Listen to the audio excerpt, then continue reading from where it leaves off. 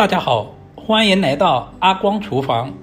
黄瓜不要总是炒着吃的，今天分享一道凉拌黄瓜最家常的做法。这样做出来的黄瓜口感爽脆，如果你也喜欢，我们一起来了解一下具体是怎样做的吧。首先准备3条黄瓜放在大碗中，加入1勺食盐和1勺普通面粉。因为黄瓜的表面难免有一些虫卵或者是细菌，食盐有消毒杀菌的作用，面粉有很强的吸附性，可以吸附掉黄瓜表面的一些杂质。像视频中这样把每一条黄瓜都粗洗一遍，清洗完第1遍之后，放在干净的清水中淘洗2到3遍，直到把水洗至很清澈。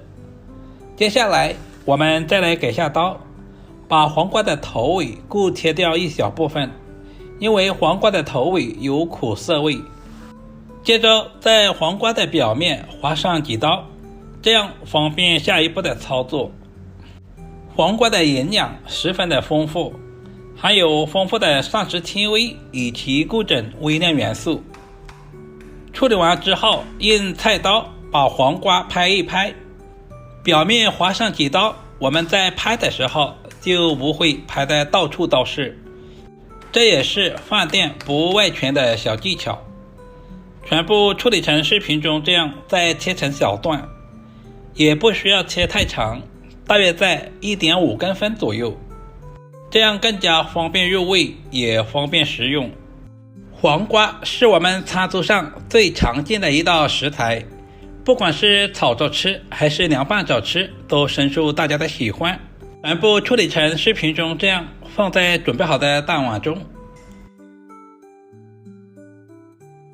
接下来就是关键的一步，往黄瓜里面加入2勺白糖，这里我们千万不能加食盐，加入食盐腌出的黄瓜软塌塌的，一点都不爽脆。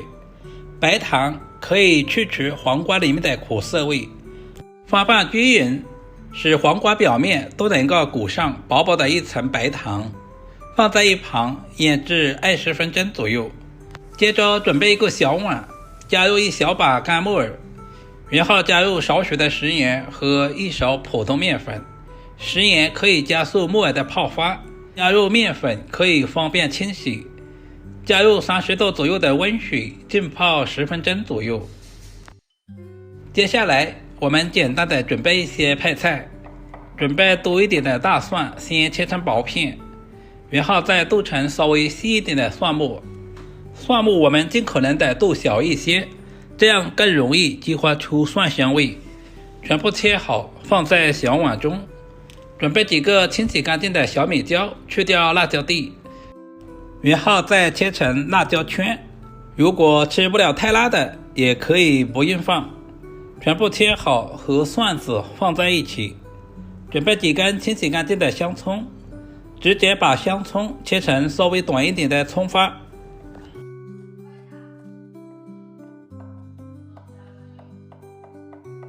全部切好放在小米椒一起。接着往碗中加入2小勺的白芝麻，增加香味。做凉拌黄瓜少不了腐竹，这是我提前1个小时浸泡好的腐竹，现在的腐竹已经完全的泡发了，我们直接捞出来，控干水分，放在碗中备用。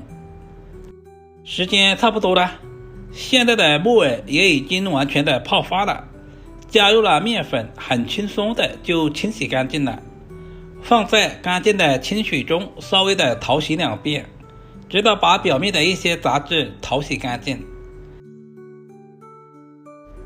然后拧干水分，放在碗中备用。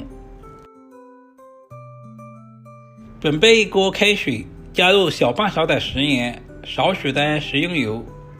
接着我们就把木耳和腐竹倒在锅中，我们要提前焯下水。水开以后，大约煮2分钟左右，把木耳和腐竹煮至断生，控水捞出，放在准备好的凉水中自然放凉。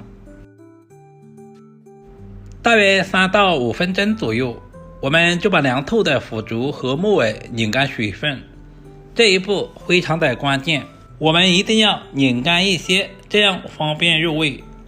另起锅，加入少许的食用油，接下来把准备好的花生米放在锅中，开小火慢慢的煸炒。这里我们要不停的发动，不然的话花生米很容易烧糊。大约翻炒1分钟左右，现在的花生米发出了噼里啪啦的响声，这个时候我们要把火关到最小，像视频中这样再次翻炒30秒左右。把花生米和食用油全部倒在碗中，接下来我们简单的调下味，加入大半勺的食盐，小半勺的松茸鲜，然后再加入1大勺的陈醋，加入小半勺的生抽，然后再加入少许的蚝油，接着加入少量的芝麻香油增加香味，充分的搅拌均匀，使调味料完全化开。一道万能的凉拌酱汁就这样调制好了。时间差不多了，现在的黄瓜也已经腌制好了，同时腌出了很多的水分。这里我们不要清洗，直接把黄瓜里面的水分倒出来，也不要直接倒了，可以留给老婆喝。接下来把准备好的腐竹和木耳也倒在大碗中，把料汁全部倒在碗中，接着戴上一次性手套，充分的抓拌均匀，使黄瓜和所有的调味料完全的融合在一起。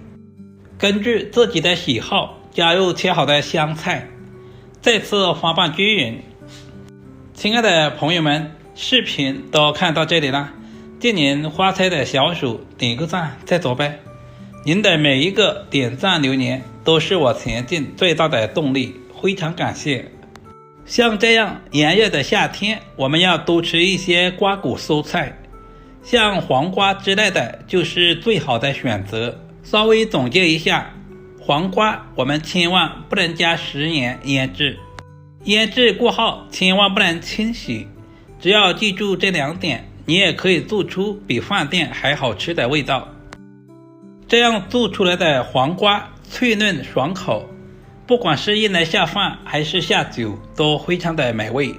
如果视频对您有一点点帮助，就麻烦点赞、收藏、留言并转发出去。好了，今天的视频就简单的分享到这里啦，我们下个视频再见吧。